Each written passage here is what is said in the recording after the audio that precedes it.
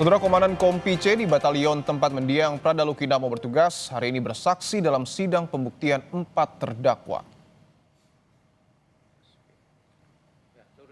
Letu Rahmat jadi saksi ke-12 untuk 4 terdakwa, yakni Pratu Ahmad Ahda, Pratu Emiliano de Araujo, Pratu Petrus Nong Briansemi, dan Pratu Aprianto Rede Raja. Keempat terdakwa tersebut diduga menganiaya Pradaluki hingga berujung kematian. Mereka diancam hukuman 9 tahun penjara. Di awal kesaksiannya, Letu Rahmat mengaku melihat terdakwa Pratu Alan menganiaya Pradaluki dan Richard. Keesokan harinya saksi melihat banyak luka bekas penganiayaan di bagian punggung almarhum Pradaluki. Waktu saksi datang ke ruang staf Intel, masuk. Siap, kami langsung masuk. Kami suruh langsung keluar semua. Oh, saksi masuk. Ada siapa saja di dalam? Siap, di situ ada Letnan Faisal, ada Letnan Lukman, ada Pratu Alan. Terus? Siap, di situ sama izin almarhum dengan Prada Richard.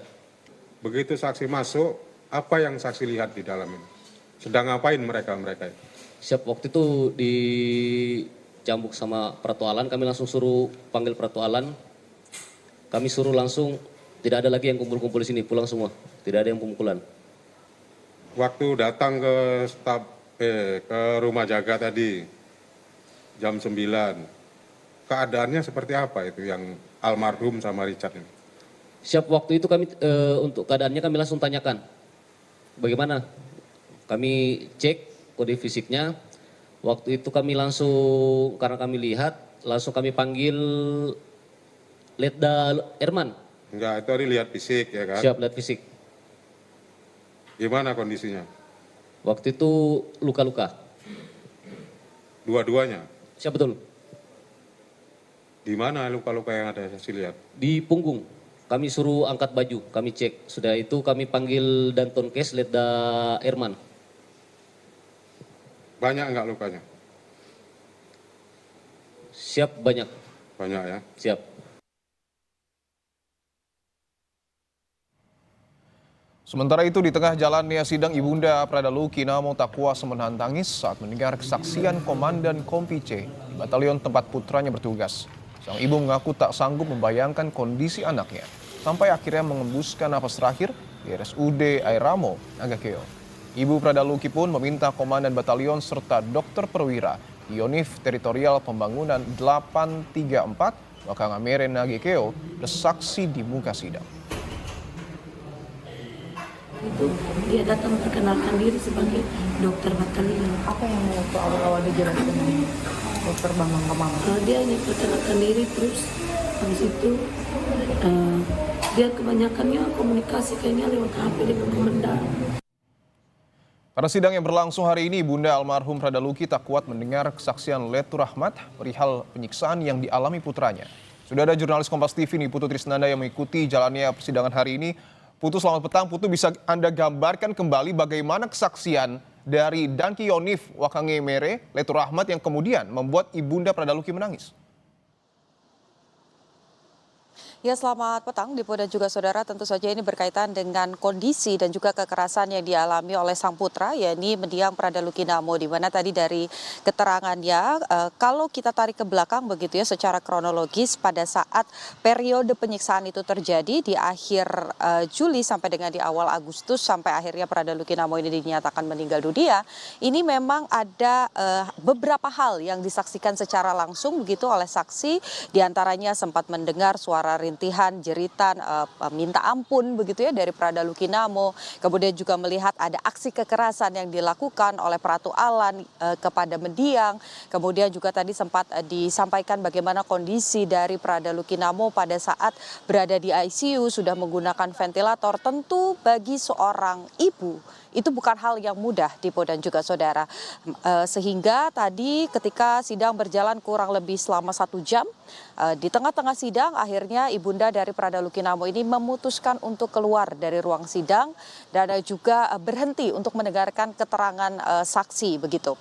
Karena kalau kita lihat ini memang merupakan saksi ke-12 di mana dari total berkas yang dimasukkan begitu ya oleh auditor militer kepada majelis hakim, diserahkan kepada majelis hakim, ini ada 12 keterangan saksi ditambah 2 keterangan tambahan yaitu dari dokter dan dari anggota TNI, kemudian juga dari perwira tempat Luki ini berdinas, kemudian juga dari keterangan dokter. Tentu saja ini bukan hal yang mudah begitu bagi ibunda dari Prada Luki Namo, sehingga akhirnya keluar dari ruang sidang menangis. Dan tadi satu hal yang disampaikan kepada kami di Polda juga Saudara, jurnalis Kompas TV, memang meskipun ini hal yang tidak mudah begitu untuk didengarkan kembali, tapi harapan dari ibunda Prada Luki Namo itu hanya satu, bahwa terdakwa yang kemudian sudah berkali-kali disebutkan di dalam ruang sidang begitu ya, namanya disebut, perilaku kekerasan yang juga disebut oleh para saksi ini bertanggung jawab atas apa yang dilakukan. Kemudian juga ada beberapa saksi tambahan yang diharapkan dihadirkan juga ke muka sidang oleh keluarga dari Prada Luki Namo, khususnya oleh ibunda, yakni Komandan Batalion sebagai pimpinan tertinggi yang seharusnya mengawasi dan juga bisa menghentikan aksi kekerasan yang terjadi pada Prada Luki Namo, dan juga dokter di batalion yang memiliki jabatan perwira begitu, sehingga harapannya karena mengetahui dari Prada Luki Namo ini mendapatkan perawatan awal di batalion, kemudian dirawat inap di RSUD Air Ramo Nagekeo sampai dengan masuk ke ICU, ini selalu mengikuti bagaimana prosesnya. Jadi harapannya ketika mengikuti seluruh proses tersebut, maka dokter ini bisa memberikan keterangan apa sebenarnya luka yang dialami oleh Prada Luki Namo. Karena ini akan berkaitan dengan unsur pasal yang didakwakan begitu ya kepada para terdakwa, di mana ada 3 unsur yang paling penting sebetulnya di Polda juga Saudara, ya ini ada kekerasan atau penyiksaan dilakukan oleh anggota militer dan berujung pada kematian. Kalau kita lihat bagaimana keterangan dari dokter sudah disampaikan begitu ya dari beberapa sidang di pekan lalu, bahwa memang utamanya kematian Prada Luki ini disebabkan oleh infeksi, kemudian gagal ginjal dan kerusakan fungsi limpa yang dipengaruhi oleh infeksi dari luka-luka di sekujur tubuh Luki. Jadi yang diharapkan keterangan dari dokter yang dijadikan saksi tambahan ini bisa menguatkan keterangan-keterangan yang sebelumnya sudah disampaikan oleh 12 saksi dan juga 2 dokter yang dihadirkan ke muka sidang. Dipo. Kita nantikan hadirnya keadilan untuk keluarga almarhum Prada Luki. Terima kasih atas laporan Anda, jurnalis Kompas TV, Niputu Tisnanda. Selamat bertugas kembali. Kita ke kasus lainnya. Pasca meninggalnya Prada Khairul secara tidak wajar, Danyon Arhanud 4AAY, Letkol Arhanud Andika dicopot dari jabatannya. Selain itu, Pomdam juga menetapkan 3 prajurit lainnya sebagai tersangka atas kematian Prada Khairul. Kapendam 14 Hasanuddin Kolonel Kavaleri Budi Wirman menegaskan TNI AD tidak menoleransi adanya kekerasan, sehingga Pomdam menjatuhkan hukuman berupa pencopotan kepada Komandan Batalion Arhanud 4 AAY, Letkol Andika Putra Yuniston. Batalion Arhanud 4 AAY merupakan kesatuan Prada Khairul bertugas. Pihak TNI AD dalam hal ini pimpinan kita bersikap tegas, tidak akan mentolerir lagi kejadian-kejadian seperti ini. Salah satu contoh nyatanya yaitu Danyon Arhanud sudah dicopot, ya, tinggal nunggu proses pelaksanaan serah terimanya. Sementara itu, 3 anggota TNI yang diperiksa sebagai saksi atas meninggalnya Prada Khairul, yakni Prada AG, Prada WE, dan Prada FL, telah ditetapkan sebagai tersangka oleh Pomdam 14 Hasanuddin. Pihak Pomdam masih mendalami peran ketiganya dan melengkapi bukti-bukti. Untuk kasus kejadian yang di Arhanud, itu sekarang 3 orang yang kemarin masih saksi, sekarang sudah naik statusnya menjadi tersangka. Sekarang masih didalami oleh Pomdam sambil melengkapi bukti-bukti. Untuk peran ketiga orang ini, saya belum dapat menyampaikan karena masih dalam proses penyiapan oleh POM.